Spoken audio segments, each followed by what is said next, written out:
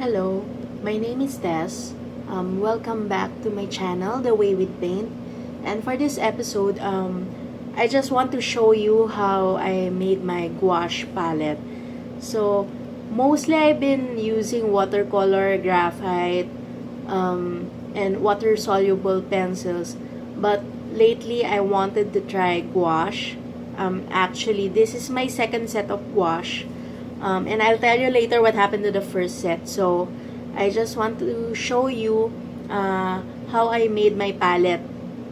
So, what is gouache anyway, no? Actually, it's almost the same as watercolors.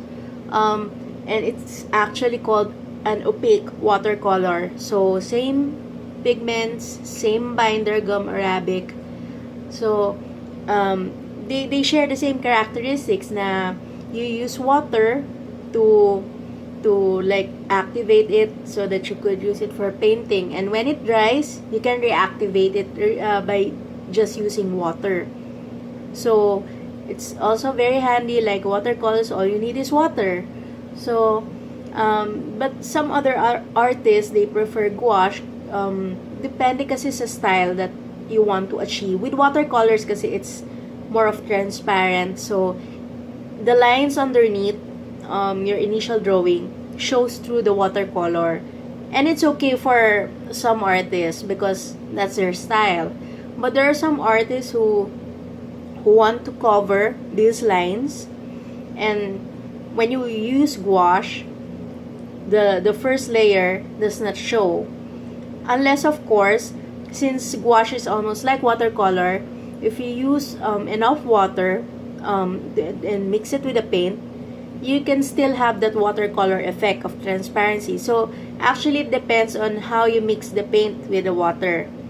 Ganon din naman with watercolors. Kasi actually, there are some watercolors, depende sa brand, depende sa color, that you could make them almost look like gouache or acrylic, no?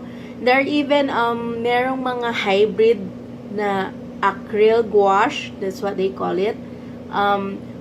Particularly, I use it in a previous na sketch, Acryl gouache. However, you lose that character na that you can re-wet it when it dries on a palette. So, it takes on the characteristic of an acrylic.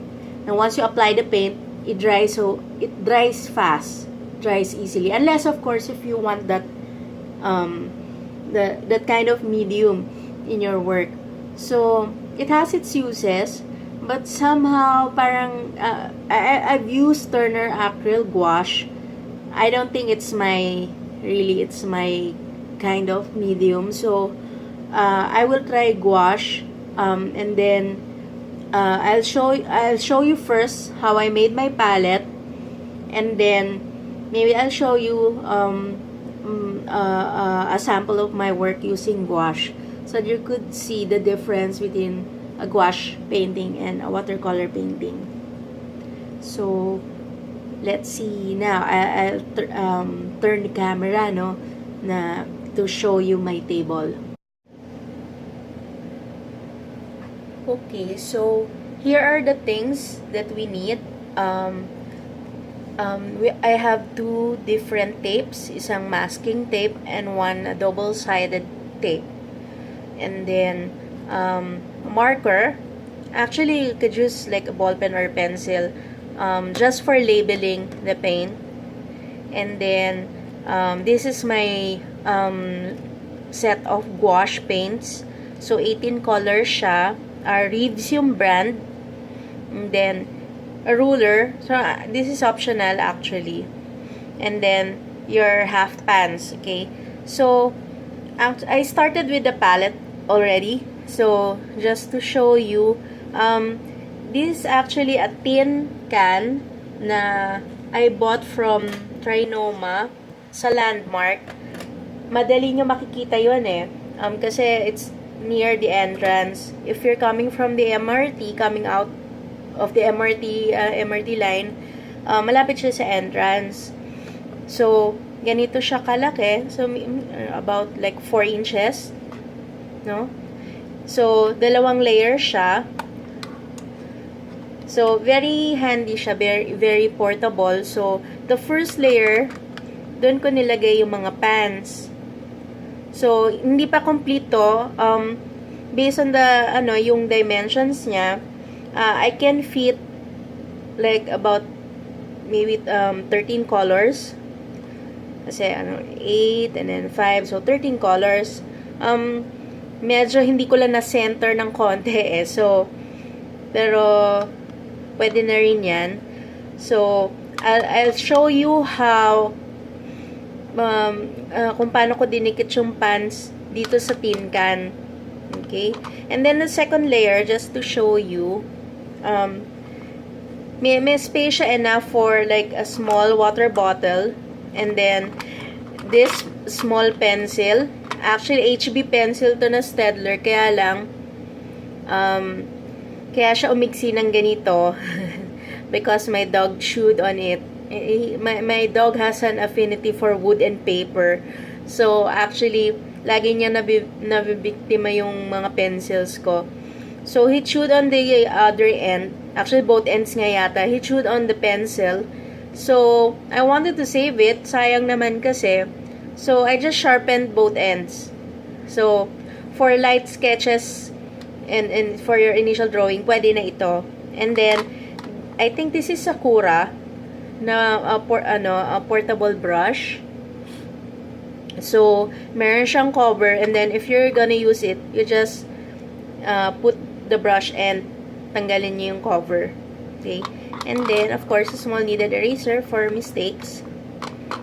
So, ayan. And then, meron din akong cloth for wiping. Yan, wipe mo lang. And also, yung for paint. So, kapag, if you want to remove the paint from the brush or medyo parang tanggalin man ng konting water yung brush. So, ano lang to eh. Like, I think yung Pranella na I just cut it. So, very useful. So, ngayon, I'll show you how I put the half pan dito. Okay? So, this one, I stuck a masking tape here. This like about half an inch, I think, yung thickness, no, nun tape. So, I just put it in here, and then underneath, this is a double-sided tape. Okay? So, para dumikit siya dun sa side, on the base of the pan. And then, pag tinanggal ko kasi ito, pag tinanggal ko itong, yung the other side of the tape, para mag-stick siya dito. Okay? If you would notice, actually, nilagyan ko na ng, ng sticker, yung palette. So, isa-stick ko na lang yung pan doon. Okay? So, yan natin.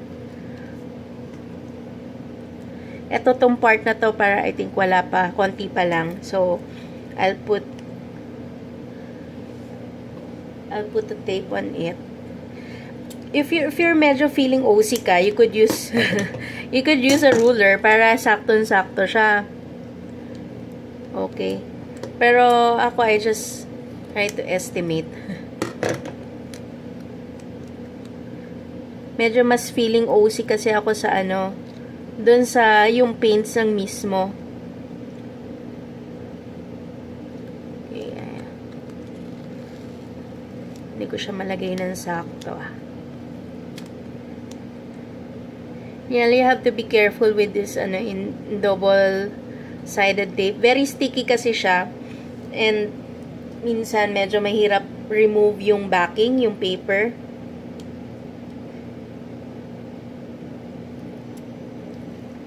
Okay. There. So, para mas supported yung pan natin. So, dito, dun sa yung ito pala. Ito kasi wala pang label eh. This one. Actually, the masking tape is for purposes of labeling the pan. At syempre, naputol na naman yung recording. So,